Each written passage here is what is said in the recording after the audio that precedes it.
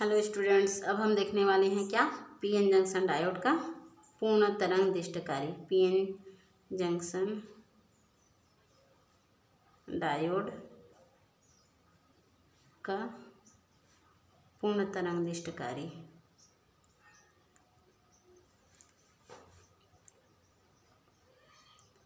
ठीक है, तो इसके बारे में बहुत सारा बता दिए, तो इसमें ज़्यादा टाइम वेस्ट ना करते हुए इसको डायरेक्ट पॉइंट टू पॉइंट हम बताते हैं कि इसमें होना क्या है।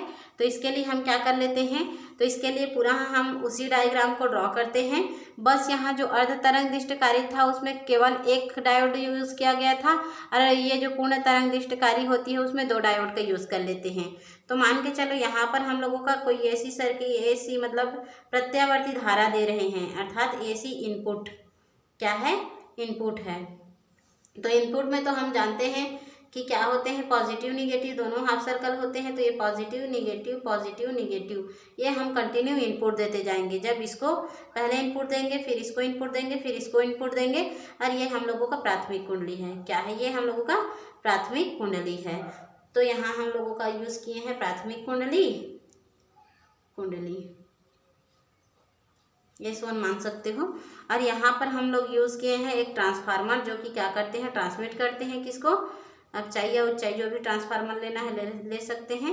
और ये हम लोगों का क्या है, द्वितीयक कुंडली है। क्या है ये, द्वितीयक कुंडली है।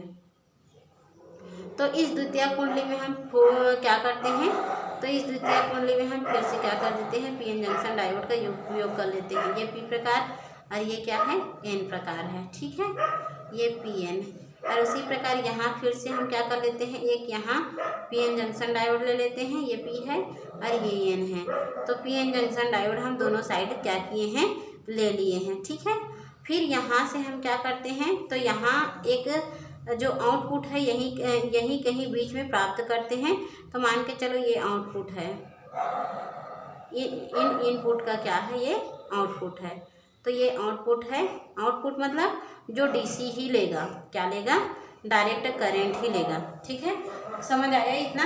तो डायग्राम यहाँ बुक में कई प्रकार से दिया हुआ है, आप कोई भी डायग्राम का यूज़ कर सकते हैं, किसी भी डायग्राम को आप लोग अपने से ड्रॉ कर सकते हैं। देखो यहाँ अटैच करके बाहर निकाल दिया गया है प्रबोध के बुक में, और मैं डायरेक्ट उसको अटैच करके बाहर ना निकाल कर डायरेक्ट अंदर में ही डाल दी हूँ। कोई डाउट होगा तो आप लोग पूछ लेंगे। ठीक है, तो यहाँ जब हम क्या करते हैं, ये जो प्राथमिक कुंडली होता है उसमें हम क्या करते हैं, तो अल्टरनेटिंग करंट का पॉजिटिव हाफ सर्कल देते हैं। ठीक है, इसको इनपुट किए हैं प्राथमिक कुंडली में, तो ये जो ट्रांसफार्मर लगा हुआ है उसको ट्रांसमिट किया द्वितीयक कुंडली के लिए।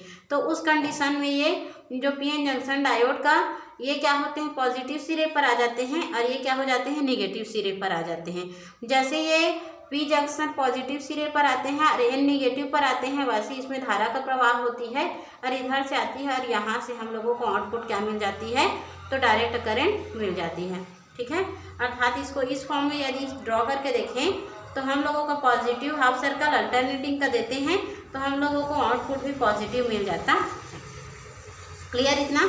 जब हम क्या करते हैं, इस निगेटिव हाफ सर्कल को इनपुट देते हैं इसमें प्राथमिक कुंडली में, तो ये क्या होते हैं, ट्रांसमिट होते हैं, और ये ऋण आवेश पर, और ये क्या होते हैं, धन आवेश पर आ जाते हैं। ठीक है, तो धन आवेश पर आते हैं, तो चूंकि ये पी के ऋण आवेश पर आ गए हैं, ऋण आवेश पर, तो यहाँ पर इलेक्ट्रॉनों का प्रतिकर्षण होगा, और प्रतिकर्षण होगा तो यहाँ इलेक्ट्रॉनों को तो वो शॉर्ट सर्किट करेगा, अर्थात ये पश्च अभिनति में आएगा। तो पश्च अभिनति में आते हैं तो यहाँ पर क्या होते हैं, करंट क्या होते हैं, शॉर्ट सर्किट हो जाता है। करंट क्या होता है, शॉर्ट सर्किट।